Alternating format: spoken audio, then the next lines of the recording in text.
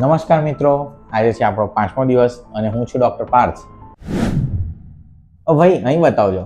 જો પહેલી વાત તો એ કે તમને બધાને ખબર છે કે આપણા દાંત 32 હોય, પણ તમને એ માહિતી તો છે જ નહીં કે નાના બાળકોના દાંત 20 હોય છે અને મોટા લોકોના 32 હોય છે.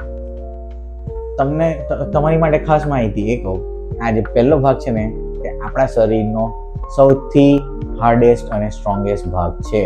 હાડકાં કરતાં પણ આપણા મોઢામાં કુલ 4 ટાઈપના દાંત હોય છે.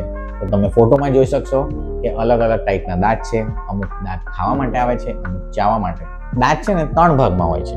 પહેલો વ્હાઇટ ઇનેમલ કહેવાય છે, બીજો ડેન્ટિન જે થોડો સેન્સિટિવ હોય, ત્રીજો ભાગ પલ્પ કહેવાય જેને આપણે નસ બી કહી શકીએ છીએ, બરાબર. તેની લીધે દુખાવો થાય છે. ખાસ લોકો છે ને પોતાના દાંતથી કંઈ ને કંઈ તોડ્યા કરે. બોટલનું ઢાંકણું, દોરો, કઈ બી ચાવી કે પ્લાસ્ટિક કઈ બી.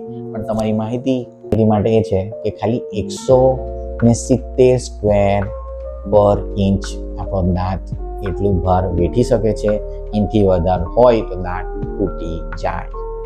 છેલ્લી વસ્તુ મેં તમને કહી દઉં આપણા દાંત વિષય, કે આપણે જે બી ખાઈએ ને, ભલે એક સોફ્ટ ડ્રિંક હોય કે કોલ્ડ ડ્રિંક હોય કે પછી જમવાનું જે મીઠાઈ હોય, એનાથી આપણા દાંતની હેલ્થ કે દાંતની કન્ડિશન પર અફેક્ટ થાય, બરાબર.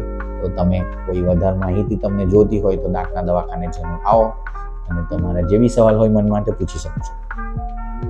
હવે મળીએ આવતી સિરીઝમાં. હવે નવી જાણકારી મળશે. ત્યાં સુધી બાય બાય.